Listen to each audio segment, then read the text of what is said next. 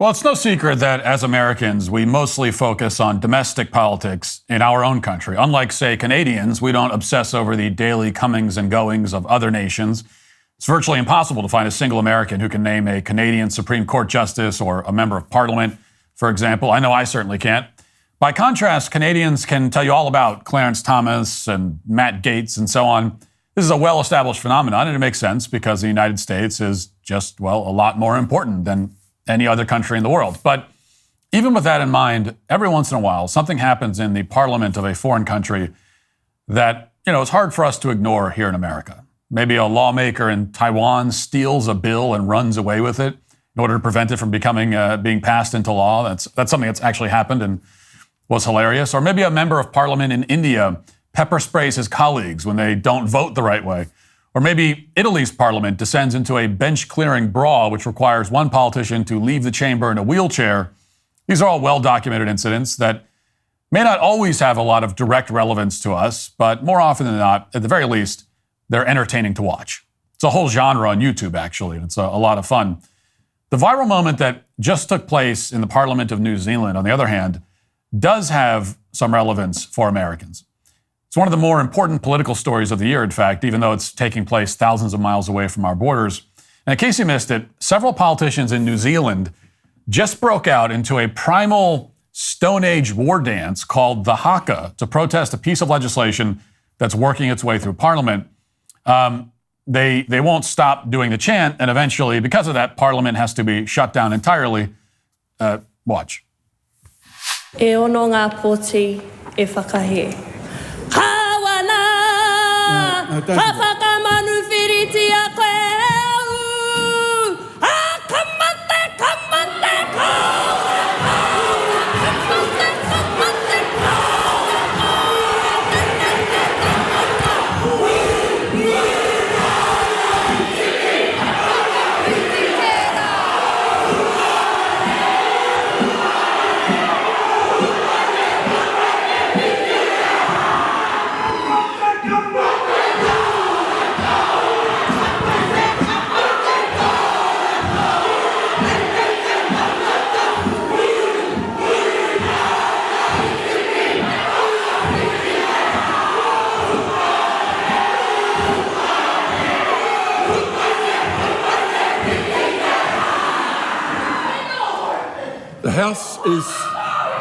The House is suspended until the ringing of the bells. The gallery is to be cleared. Now, this Haka dance, it's very dangerous. And you could tell the people doing it, they think it's real spooky and really scary. It's real intimidating. And they're right, it is dangerous because it may cause everybody in the vicinity to die of secondhand embarrassment. It's hard to watch this video and not have the same reaction that the Speaker of Parliament has. It's painful to sit through. Now, thankfully, a few people have dubbed the audio in various ways. There's one remix that turns it into a jazzy little piano number from 1925. It actually works surprisingly well. And because it's a Friday, we might as well play it. Plus, it shows you another angle so that, we can justify playing it that way, I guess, also. Watch.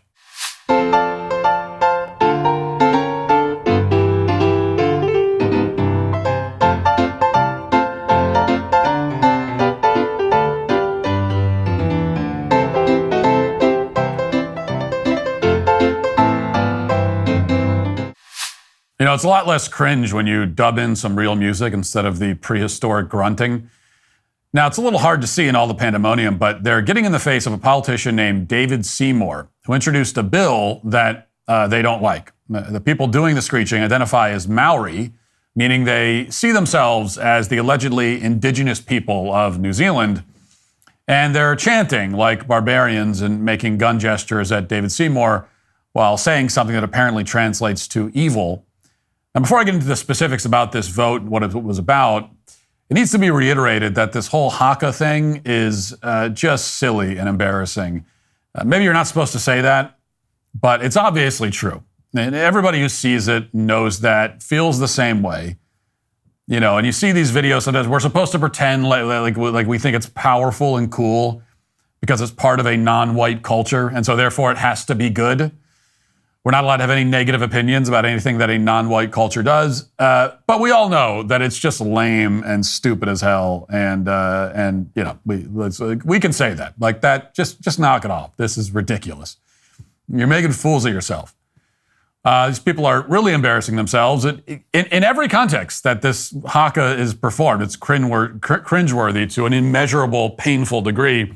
So here, for example, was the Haka that New Zealand's basketball team performed at a tournament in 2014, just before getting blown out by double digits by Team USA. Just look at the reactions during this.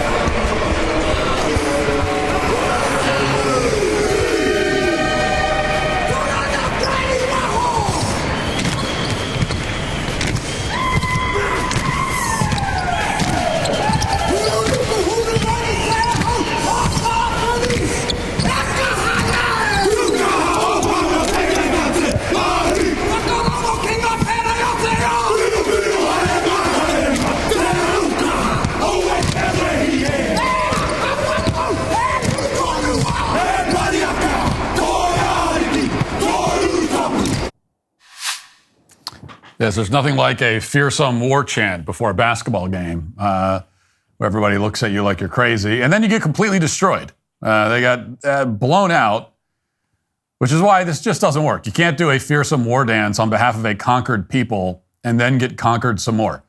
It's just kind of sad at this point. You know, the Maori have been doing this dance for centuries and they just get beaten every time in every context, in every type of battle they've ever been in, at least for the last 700 years.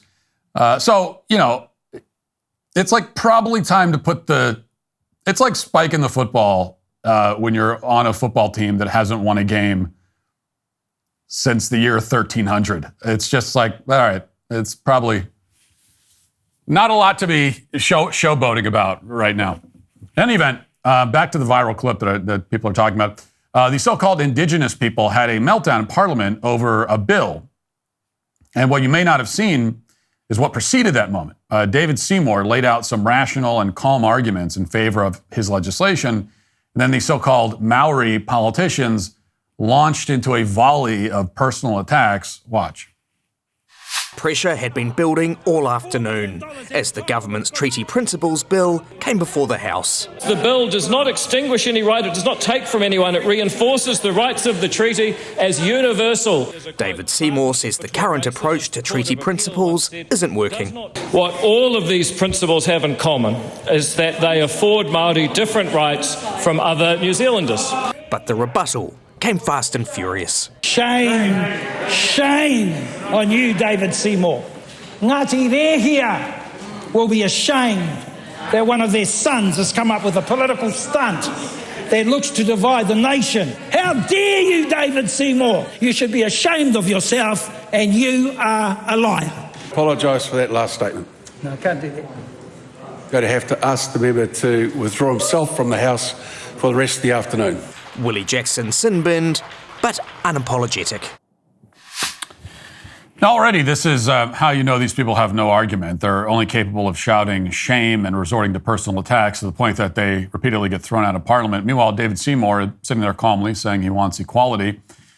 Now, admittedly, I'm not an expert on the finer details of New Zealand politics, so I went looking through some New Zealand outlets to try to get as complete a picture as I could about, you know, what's going on here, what the controversy is. Turns out the concept of equal protection under the law is actually extremely controversial in New Zealand. So here's the background. Hundreds of years ago, around the late 13th century, Polynesian settlers arrived by canoe in New Zealand. And they became the Maori people. Depending on who you ask, they were either the first to arrive or they massacred everyone else who was already there when they got there. In any event, before long, the Maori wiped out a different tribe called the Moriori, I think is probably how you pronounce that, who were pacifists living in the Chatham Islands in the east. And they got enslaved and beheaded and cannibalized by the Maori because apparently that's what, you know, civilized cultures do.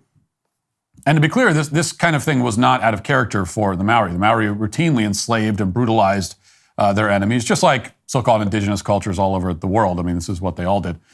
The moment they acquired muskets from European traders, they fought a series of battles amongst themselves called the Musket Wars, which led to tens of thousands of deaths and even more slavery. These are wars, of course, the Maori now blame the British for. They also bartered with severed heads, which they called toi moko. They would cut people's heads off and tattoo them and then use them for trading. This is kind of what Maori culture was all about. Cutting heads off each other, bartering, cannibalizing, big thing with the Maoris. Eventually, the British came in and provided some stability with something called the Treaty of Waitangi. The idea was that New Zealand would become a British colony, but that the Maori would have their rights protected. They could keep their land and so on to the extent that was possible. And then in 1975, New Zealand recognized this treaty in law for the first time. But there were still a big gray area as to what exactly this treaty required. It established tribunals and led to a lot of rulemaking by judges, but Parliament mostly stayed out of it. Now, with this new bill, David Seymour is trying to change that. He's proposing concrete legislation that will clarify that everybody in the country, in New Zealand, whether they are Maori or not, is entitled to the full protection of the law. He also wants to make it clear that New Zealand is self-governing. The Maori are not a nation within a nation. Let's talk about your metabolism. The thing that determines whether you're burning fat or just storing it. Well, now I'm not one for fad diets or miracle cures, but I am interested in real solutions that actually work, and that's why I want to tell you about Lumen. Lumen isn't some gimmicky weight loss scheme. It's a serious tool for understanding and improving your metabolic health. Let me tell you, in today's world of processed foods and sedentary lifestyles, we could all use a little help in that department. Here's how it works. You breathe into this device first thing in the morning, and it tells you if you're burning fat or carbs. It's that simple. But it doesn't stop there. Lumen gives you a personalized nutrition plan for the day based on your measurements. You can even use it before and after workouts and meals to know exactly what's going on in your body in real time. Now, why does this matter? Because your metabolism is your body's engine. It's how you turn food into fuel, and when your metabolic health is optimal, you get a bunch of benefits: easier weight management, improved energy levels, better fitness results, even better sleep. Who doesn't want that? And for the ladies out there, Lumen even tracks your cycle and adjusts for menopause. It gives you recommendations to keep your metabolism healthy through those hormonal shifts so you can keep your energy up, fight off those cravings, because apparently your hormones affect more than just your mood. Who knew? So if you want to take the next step in improving your health, go to lumen.me/Walsh to get 15% off your Lumen. That's lumen.me/Walsh for 15% off your purchase. Thank you, Lumen, for sponsoring this episode. Here's how one New Zealand station describes the proposed clarifications. Let's compare the current main three principles with the bill before Parliament. On partnership, the treaty created a relationship between Māori and the Crown, and both parties must act with the utmost good faith. The new Principle 1 states the government has full power to govern and Parliament has the full power to make laws in the best interests of everyone. Principle 3 addresses protection. The existing understanding is that the government prioritises the active protection of Māori interests, rights, taonga and rangatiratanga. The new proposed Principle 3 states everyone is equal before the law and entitled to equal protection and benefit without discrimination. Everyone is entitled to the equal enjoyment of the same human rights without discrimination. So these are clarifications that if you want to live in a modern civilization, an advanced civilization, instead of a backwards hellhole, seem pretty reasonable. But it does mark a change from what's happening at the moment. Right now, New Zealand explicitly provides reparations to people who identify as Maori. In addition to affirmative action, they just announced a, quote, financial redress of $30 million plus interest to Maori tribes, along with a fund of more than $1 million to assist with cultural revitalization. New Zealand politicians also regularly give lengthy apologies to the tribes, like this one. Watch. I'm here at Ngāti Maru's official settlement ceremony,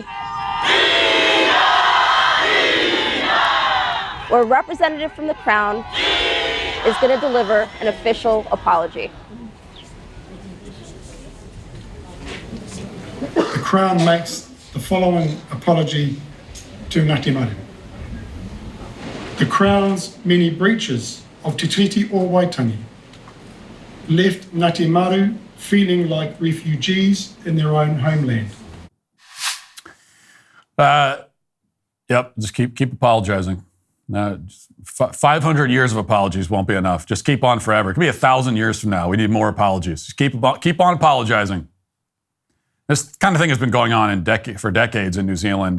They fly the Maori flag. They apologize to them incessantly, pay millions of dollars. And in the end, it's not enough. The demands keep coming. As a result, now their news reports are barely comprehensible because they're all speaking a foreign language. So here, for example, is how that New Zealand television station explains what the Maori are so upset about. One of the major concerns from opponents of the bill is the absence of any mention of tino rangatiratanga, that loosely translates to Māori autonomy. The bill proposes to take those principles to a referendum for the public once passed, but it's a bill that looks doomed to never get to that stage. Did you get that? Tena rangatiratanga. Is that how you pronounce it? I think I nailed it. I think I just nailed it. I think that's how you pronounce it. Anyway, yes, one of the main criticisms of the bill is whatever that is. They have to translate it so that people in New Zealand can understand what's even going on. So it turns out that the Maori want the ability to remain autonomous from New Zealand, which in democracy seems pretty questionable. The opposition wants to put that up for a democratic vote, and of course the Maori are refusing. They don't care what the people of New Zealand think about what should happen in New Zealand. But the people of New Zealand should care, and we should care as well, because what's happening over there is a case study that we should pay attention to. And what I mean by that is that New Zealand has bent over backwards, apologizing for the alleged evils of colonization. They've paid out reparations, they've flown the flags, they've done everything. They've centered their whole society around land acknowledgements and so on. And now there are pagan chants breaking out in the middle of Parliament. That's what they get for all of this kowtowing and bowing and submitting. This is what they get. The Maori are explicitly campaigning against equal rights. And they're threatening politicians who don't agree with them. This is a sort of enrichment that Western societies can expect when they start apologizing for their own existence. And as Douglas Murray has pointed out, none of this makes any sense given the Maori's history. If we're going to play the game of generational guilt, they should be apologizing to all the people that their ancestors have enslaved. Watch. I'm sorry, who were the Maoris historically? Were they men and women of peace who sat around idyllically farming and having an Edenically civilized life? Or were they brutal, brutal people who did terrible things to each other and to people they met? The trade in decapitated human heads as a tool of bartering to buy goods, including muskets, by the early 1800s. I'm sorry, I'm not willing to have my own culture ransacked and turned through this lens of pure evil, and simultaneously be expected to pretend that the Maoris or the indigenous people of Australia were these proto-Gandhi-esque figures, sort of Mother Teresa with a bit too much beheading. No, this is totally untrue. And it's an obvious attempt to subjugate people in the West to a false ideology and a false version of our own past. So as he correctly explains there, the Maori were a violent, brutal people. They practiced cannibalism, many other forms of horrific brutality. But just because they made it to New Zealand a few hundred years before Europeans, we're supposed to see it as some great tragedy that the Europeans took over. In fact, we're supposed to blame Europeans for engaging in violent conquest over people who themselves engaged in even more violent conquest. So keep this absurd, debasing spectacle in mind whenever you hear about reparations in this country or about how oppressed some indigenous groups allegedly are. Even if you give these people what they want for decades, they will always want more. No matter how much you apologize and pay money, it doesn't matter. The moment you suggest withdrawing some of these privileges, or even just like expanding it so that everybody benefits, they revolt. Descend into primal chants on the floor of Parliament. Turn your entire government into an international laughingstock. That's why the only approach to dealing with people like this, the one that New Zealand should have adopted a long time ago, is to deny them any special privileges in the first place, and to deny them the pleasure of hearing you apologize when you've got nothing to apologize for. Or how about this? How about saying to anyone, any indigenous group, anywhere in the world, you apologize first. Okay? You get up and make a big show and fall to your knees apologizing for all the terrible things your ancestors did. You apologize first. You lead by example. When are we going to get an indigenous group anywhere in the world that does that? You apologize for all the terrible things your ancestors did. You do that first, and then we can talk.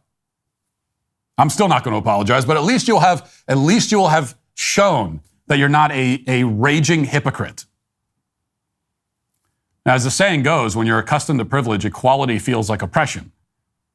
And at this point, now that Stone Age war chants have broken out in Parliament, it's probably too late for New Zealand to correct their mistake, and that should be a pretty big clue to everybody in this country that unless we also want to return to the Stone Age, we should take a very different approach. We should affirm the greatness of Western civilization and make no apology for it.